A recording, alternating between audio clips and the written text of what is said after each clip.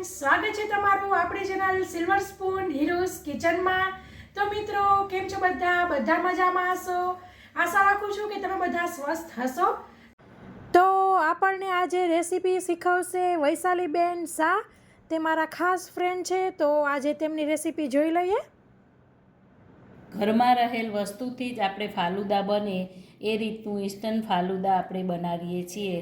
તો મિત્રો રેડી, ઘરમાં દૂધ, કસ્ટર્ડ પાવડર, સેવ હોય તો સેવ, ખાંડ, જે કોઈ ડ્રાયફ્રૂટ હોય તો ડ્રાયફ્રૂટ બધું જ નાખીને આપણે ઇન્સ્ટન્ટ ફાલુદા બનાવીએ છીએ। સૌ પ્રથમ દૂધને ગરમ કરવું, ગરમ કર્યા પછી તેમાં ખાંડ નાખવી, જરૂર મુજબ ખાંડ નાખવી, કારણ કે અંદર શરબતનો ભાગ આવશે એટલે ખાંડ થોડીક ઓછી નાખવી। દૂધ થોડું ગરમ થઈ જાય પછી અંદર કસ્ટર્ડ પાવડર નાખો। કસ્ટર્ડ પાવડરને આ રીતે લઈને આમાં પાણી નાખી ચમચાથી હલાવો।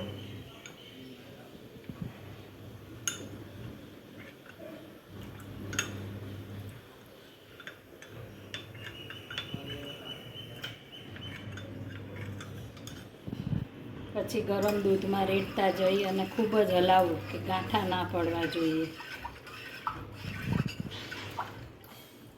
આપણે ફાલુદા બનાવીએ છીએ।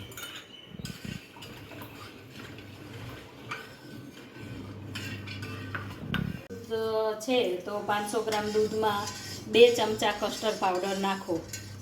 પછી દૂધ આવી રીતે થોડુંક ઉકળવા માંડે એટલે ખૂબ હલાયા કરવું, તો નીચે ગાંઠા ના પડે દૂધમાં। દૂધ ઉકળે ત્યાં સુધી આપણે આ તકમરિયા લીધા છે, જે એને પાણીમાં પલાળી દેવા, 2 કલાક સુધી પલાળી રાખવા। ડૂબોડૂબ પાણી નાખી પલાળી રાખવા તકમરિયાને।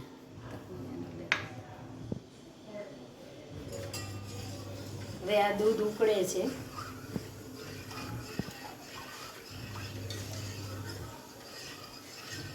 કન્ટિન્યુઅસ હલાયા કરવું દૂધને।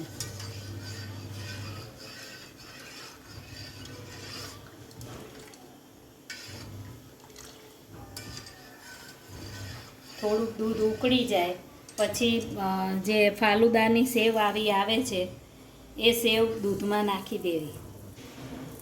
આ સેવ આવે છે આવી ફાલુદાની, એ ફાલુદાની સેવ દૂધમાં નાખી દેવી। હજુ આપણું દૂધ ઉકળ્યું નથી।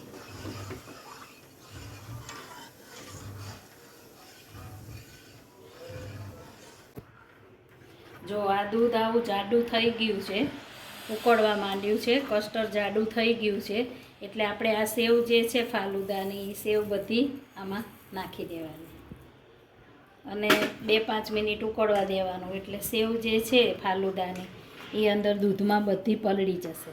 અને જો આ તકમરિયા જુઓ, અત્યારે જ પલાળ્યા હતા ને, જો પલળી ગયા છે અને કેવા થઈ ગયા આ તકમરિયા, આવા થઈ જશે ફાલુદાના તકમરિયા। બરાબર, હવે આ દૂધ ઉકળવા માંડ્યું છે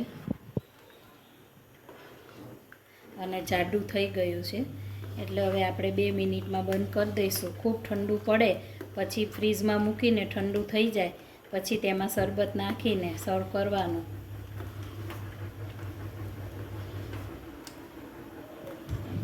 ફાલુદાનું બધું જ તૈયાર છે। ફાલુદા પણ ઠંડો થઈ ગયો છે, એકદમ તકમરિયા પલળી ગયા છે। આઈસ્ક્રીમ છે, કાજુ બદામ, જે ડ્રાયફ્રૂટ જે નાખવું હોય તે, અને રોઝનું શરબત। પહેલાં આપણે સૌ પ્રથમ રોઝનું શરબત આ રીતે ગ્લાસમાં સ્પ્રેડ કરશું, થોડુંક અંદર નાખીશું, થોડુંક નાખીશું અંદર, પછી તકમરિયા નાખીશું,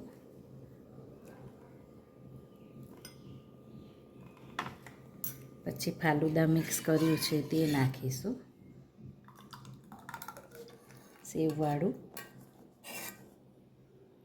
હવે એના પર આપણે આઈસ્ક્રીમ નાખીશું, પછી એના પર આપણે પાછું ફરીથી સિરપ નાખીશું, પછી પાછા થોડા તકમરિયા નાખીશું, અને ડ્રાયફ્રૂટ આપણને જેટલું પસંદ હોય તેટલું ડ્રાયફ્રૂટ નાખવાનું.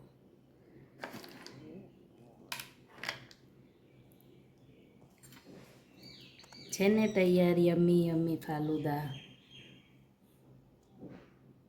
ફાલુદા વિથ આઈસ્ક્રીમ રેડી છે. ચલો મિત્રો, રેડી. જો સરસ મજાનો યમ્મી યમ્મી ફાલુદા રેડી છે.